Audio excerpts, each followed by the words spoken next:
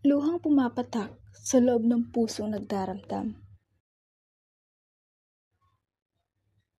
Totoong mahirap maging isang ina.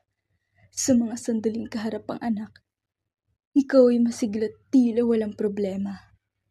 Na naising magkasakit, huwag lang ang anak. Ngiti lihim, hampig kating hiniinda, komplikasyon sa puso, hanap ay lunas. Tibay ng loob sa lupit ng tadhana. Hawak kamay ang anak, anumang oras. Habang kita'y aking pinagmamasdan sa mahimbing mong tulog, aking anak. Di mapigilan ang kirot ng pakiramdam, sabay ng aking luha ay pumatak. Naaalala ko nang ika'y biglang dumating sa buhay namin. Ikaw ang siyang regalong inihandog niya sa amin. Kung may pagkakataon lang na akuin ko ang iyong sakit, nang mabawasan naman ang nararamdaman mong pasakit. Impit ang hagulgol habang ikaw ay pinagmamasdan. Panalangin ko'y maging payapa ka kung karamdaman mo'y hindi na malulunasan. Aking anak, ikaw ang pundasyon ng aking lakas.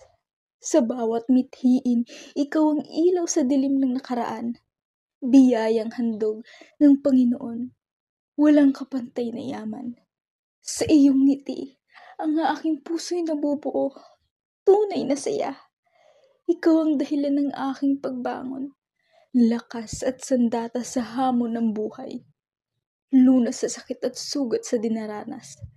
Sa bawat yakap mo, nagiging buo ang aming pagkatao. Magdamag kong tatanawin ang mga tala habang iniisip ang hirap ng iyong pagkabata. Anak, mahal ka ni Mama hanggang sa huli. Ikaw pa rin ang nais kong alagaan. Walang pag-aatubili.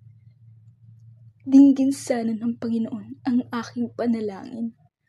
Kung kaya ko lamang palitan ang iyong puso, ito'y aking gagawin. Ang maging magulang mo ay isang karangalan sa akin. Magpalakas ka, anak, upang maramdaman mo pa ang yakap ng hangin.